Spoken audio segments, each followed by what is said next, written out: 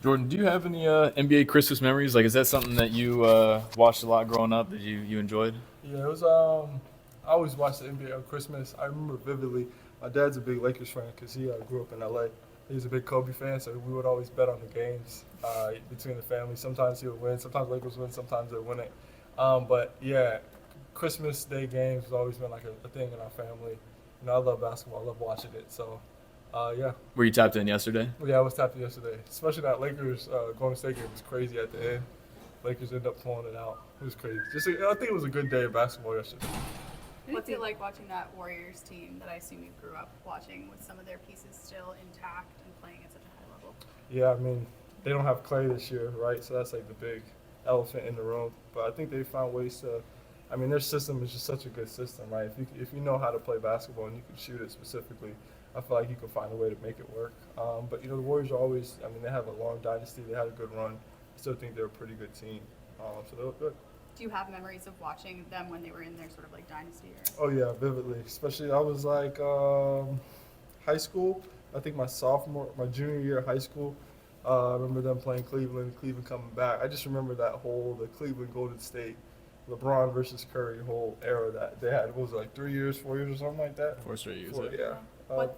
I'm sorry. Go ahead. No, but yeah, I remember it vividly. What's it like to be in this sort of era where there are players that are younger than you getting drafted coming in and they've really studied Steph? Like you see Steph's fingerprints on the young generation, but he's still playing. Yeah, I mean, we all see where the NBA is going, right? Everybody's shooting a lot of threes. I think Boston winning the championship had a lot to do with that. And what Steph did, the greatest three-point shooter to ever live. And I think, the three-point line, at this point, you might as well get a four-point line. But I think the three-point line is Steph is changing the way the basketball is going to play. What do you think about the way basketball's evolved? Because you see some people that are like, they need to limit the amount of threes players can shoot. Like, what's your overall thoughts on the way that the league has evolved over the years? Yeah, I mean, I think the amount of threes it's a good thing. You got to be able to shoot it right, and we all know. I mean, in 3 or 4 years, I feel like we're gonna have shooting bigs. We kind of got them now, but I think in like 3 or 4 years, it's gonna be a mandatory thing to have a shooting big. But I think it's evolving in a good way.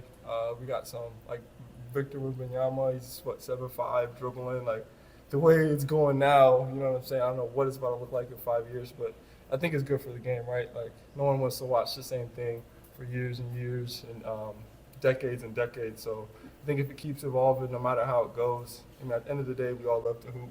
You know what I'm saying? So we just go out there and do what we think we can win as championships. Anything from that you've seen from Kawhi in these 5-on-5s that has surprised you at all?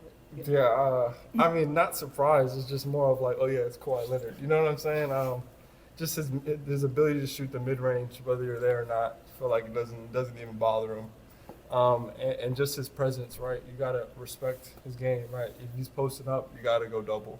You know what I'm saying? So I think that's gonna be a good thing for our team. I think Kawhi has always been a great player. I don't think he's lost a step at all.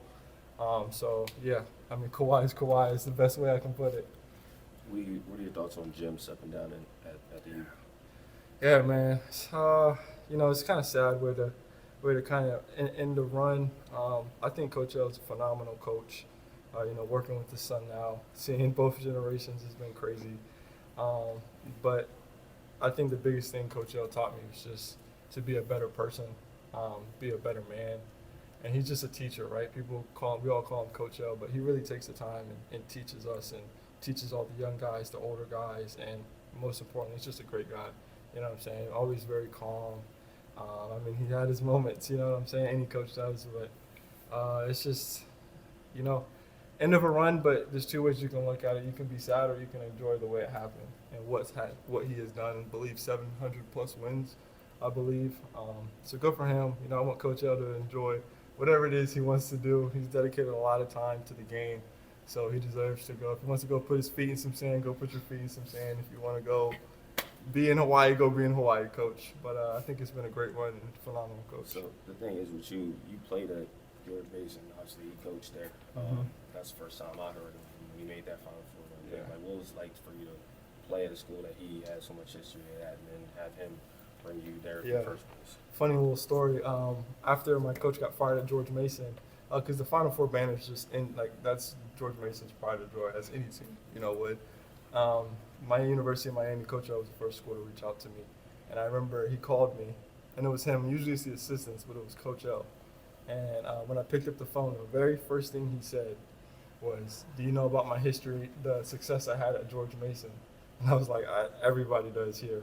But I thought it was funny that he led with that. And again, he's just a great coach. Like, he found ways to get it done.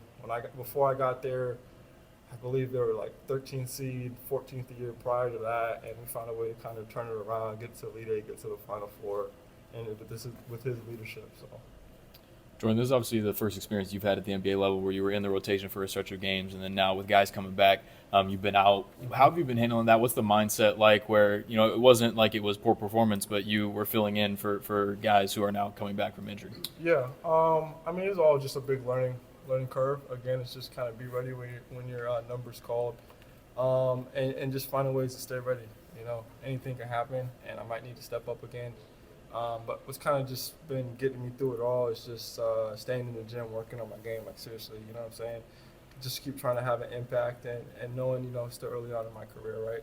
Things are going to happen. You got to understand the process, and we got guys who've played a ton of NBA minutes, you know what I'm saying? So you got to respect the game. And, I'm just the best I've ever been, but the worst I'll ever be. So just keep building on top of that. Just keep getting better.